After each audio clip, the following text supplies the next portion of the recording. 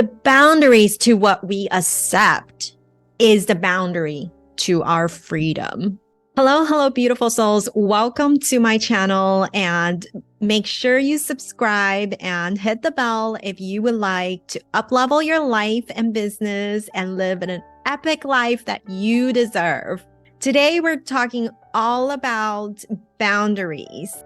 There are a few signs that may indicate that you could benefit from setting and maintaining some stronger personal boundaries. For one, you often feel overwhelmed, drained, or taken advantage of by others. Two, you have difficulty saying no to requests or demands from others, even when they're unreasonable or inconvenient, or when you don't feel you want to say yes. Number three, you find it difficult to set and maintain boundaries with others, whether that's in your personal life or in your professional life. You know you need more boundaries, but it's hard to keep them. Number four, you have a tendency to put the needs of others before your own. So you're often really neglecting your own well-being so that you are tending to others first. Number five, you have a hard time setting and achieving your own goals because you're too focused on meeting the expectations of others, right? And number six, you need to set boundaries if you frequently feel anxious or stressed out because you're unable to meet the expectations of others, or because that you are not living up to even your own expectations. So if you recognize any of these signs in yourself, it may be a good idea to start setting and maintaining personal boundaries, and this can help you feel more relaxed, reduce feelings of stress and overwhelm, and allow you to focus on your own needs and goals. So setting personal boundaries is really an important part of maintaining a healthy balance in your life, whether that's relationship or personal or work life. Taking care of your well-being is essential. So here today are some top tips for putting more personal boundaries in place. So number one, knowing your limits. It's important to understand your own limits and what you are and what you are not comfortable with. So take some time to think about what you need in order to feel balanced, in order to feel fulfilled, and use this as a guide for setting your boundaries. Number two, a little bit similar, but is to really journal your values and priorities. So each day passed by, we have millions of tasks that we could possibly attend to do. But you get to choose what is important to you, and there is no right or wrong answer here. What's important to you is important for you to look at and spend time with so that you know your values and priorities, and you can put them down on your calendars first. And this you can refer to another video I did on time management and creating your dream calendar, because what you value and what you want to prioritize should always go on your calendar first. If you just put all your work activities first on your calendar, and then you have no time left for all the things you said you would want to do. For example, if you want to exercise more, well, is it on your calendar? If you want to wake up earlier and sleep earlier, well, is it on your calendar first? So whatever goes on your calendar first will be prioritized. So know your priorities and values.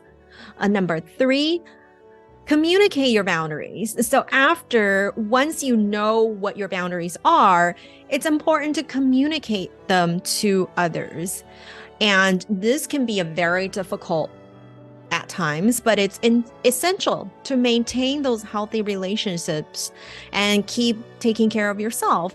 So be clear and direct about what you are and what you are not willing to accept. Of course, we're going to do them in non-confrontational ways. We're going to be nice about it, but it's important to communicate those needs. And if you have those boundaries and rules already set in place, it becomes much easier to say them out loud because it is in place. And number 4, we're going to have to practice saying no. It can be hard to say no in the beginning, especially if you're a people pleaser or if you feel pressure to do things for others. However, it's important to be able to say no in order to maintain your boundaries and protect your well-being. So start practicing saying no in a respectful way. You can say thank you first, but blah, blah, blah. No. And don't be afraid to do so when it's necessary, because we all have to learn how to say no in a very respectful and honorable way. Number 5, don't be afraid to set consequences. So if someone constantly violates your boundaries, it may be necessary then to set consequences. This could be as simple as telling the person that you will no longer engage in certain behavior or activities with them if they continue to disrespect your boundaries. If in business, you should know when to stop work with a client if they continue to step over your boundaries. So know your boundaries in the first place will help you with these next steps. So number 6, work on your self-worth muscles. So that's where confidence comes in. Feeling self-worth and confidence is an important factor in how we see ourselves or how we are being treated or how we allow others to treat us, because the boundaries to what we accept is the boundary to our freedom. Last, not least, very important, seek support. If you are having difficulty setting and maintaining boundaries, it can be helpful to seek support from a therapist or other life coaches or productivity coaches. They can provide guidance and help you develop strategies for setting and enforcing your boundaries. And when I work with clients, I think this is the first session I do with every single client, is to set those calendars, set those boundaries, so that it becomes so much easier for them to lead into the life that you design. Remember that life is by design, it's not by default. You get to design how you want to live life. So therefore, you get to design your boundaries and priorities and values. And again, there is no right or wrong answer. It's your life. You get to decide how you want to live it. If you enjoyed this video, again, hit the like button and share it with a friend who needs to set some boundaries. And I'll see you next week.